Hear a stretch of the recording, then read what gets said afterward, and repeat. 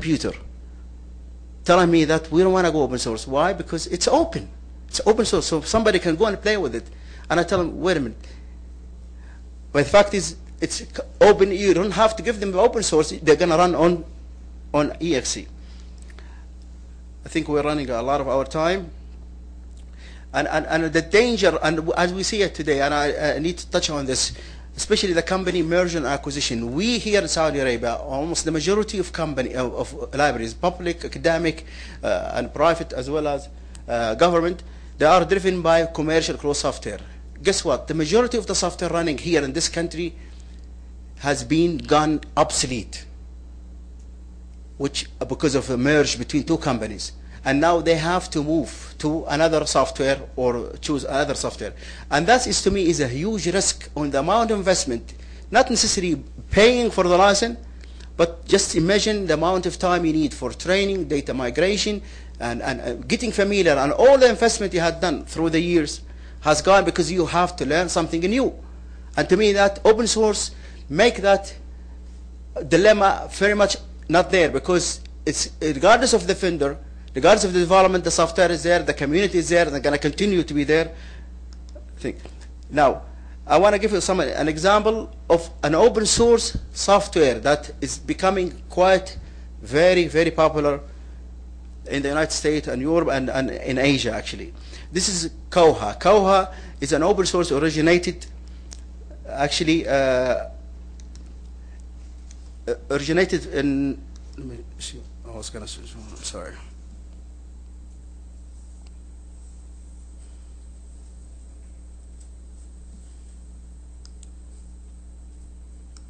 I know I'm going to be running out of time. Originally, I was supposed to have 30 minutes, and they squeeze us in 20 minutes.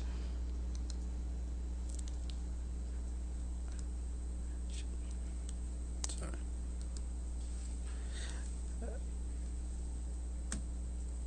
I was going to...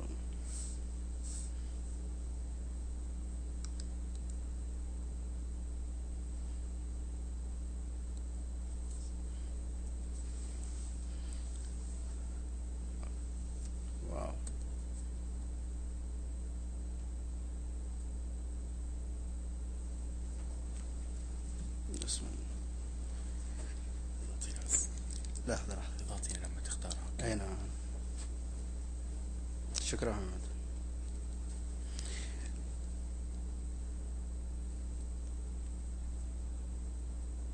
Okay.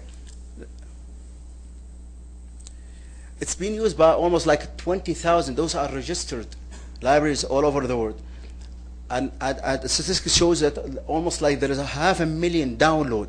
And of course, a lot of them, they have not registered their installation. This is a community, has such collection, and so many developers and users and investors, and you can download, as you see here, a link. You can download the software. You can do documentation, so easy. And also, if you look, let's look at it closely. I will show you some of the features that I know for sure have not made it even to the commercial closed software. And of course, when you compare the price, I think that there is no comparison to the total ownership, cost of ownership. Now, look at here. This feature, you're going to see none of the software that are running our libraries here in Saudi Arabia had enjoyed it. And this is available from an open source software that is available free of charge. Anybody can download and use. One of the concept of really making library very dynamic and useful is utilizing the Web 2 concept. And I have to speed up. The tagging cloud, you can go to any of the library catalog now here in Saudi Arabia. You will not be able to tag your own and see other people tag. And here we have available in Arabic. You can go, and also you cannot see the rating concept where people can write a book and give it a score. You cannot see where people can write comments and reviews, and you can do it in Arabic as well. And you cannot see also who are reading what. That is really very important. Also, understanding the fact, and this is another thing here, also about the browsing of the shadow. You know, one of the challenges we're facing here in libraries, especially in Saudi women, a woman cannot go to the library whenever they like to. And this is the fact. There are only certain days, certain time they can go to. With the concept of the shelving, that the lady can go and access the library and see the cover page, they can see review of other people, they see table of content, and without having to leave home. Here also you have it in Arabic, and none of the opaque application now commercially available can provide that feature. I need to go fast for a fact that, how much do you have, Abu Abdullah? 5 minutes? 5 minutes. Okay, now let me show you another important thing here actually. For those that don't really realize the difference in handling the Arabic language, I thought it's worth mentioning. One of the biggest challenges now, and that's why open source, in my view, my conclusion, open source is a must use for the library, for the fact that libraries are very much dependent on content. And when you're talking about the Arabic language, you have to be concerned about so many challenges that are not available or not faced in other language, like the concept of normalization of characters, that alif mahmuza should be handled the same way. The same thing with the liya and ta marbuta.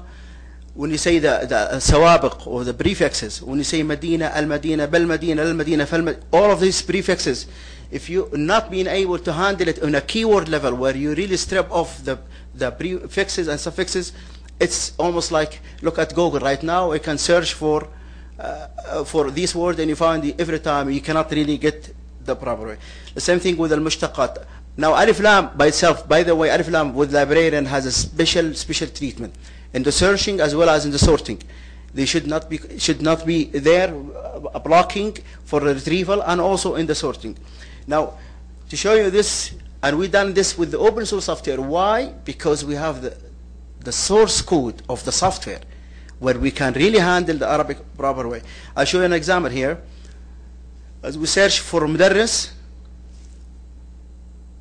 and I'll be able, I'm searching for mudarris on the TI, which is the title. I've been managed to be able to get from mudarris to al-madrasiyya to madaris. And by the way, Arabic language, probably sometimes you can handle prefixes, sawabiq or lawahaq, and suffixes. But when it comes to the infixes, which something, حرف من الحروف العلة يدخل في النص, madrasa, madaris, ilm, alim. And that's where really the biggest challenge, where you cannot, unless you provide a proper way of handling it. And by the way, without a morphological engine, al-muhall al-sarfi as we know it. And I'll tell you why. Here's another example. When you say ilm, alim, ulama, and all these variation of al-mushtaqat, that is really ulum, huruf al-illa, that's really going to make a lot of difference in retrieval. And guess what? We didn't have to do any development as far as a morphological issue, al-muhall al-sarfi, because this is something has been done in the days of Sakhar and others.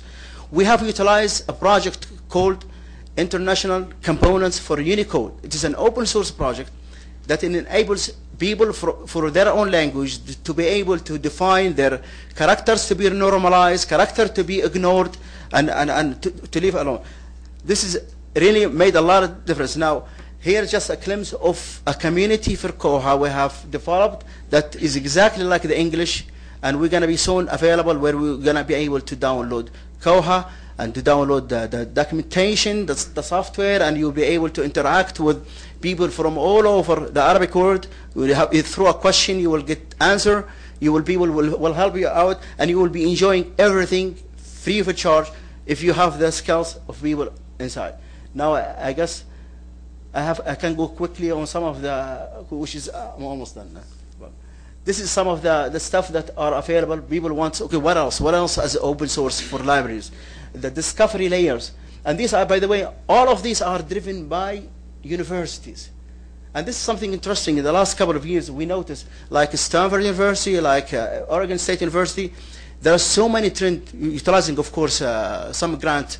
There's so many, like the extensible catalog, and I think this is going to even change the face of metadata handling and verbalization. And this is driven by Rochester University. The black light is driven by Stanford University. The script law, I think, from other university. The viewfind And also as well, you notice that a lot of universities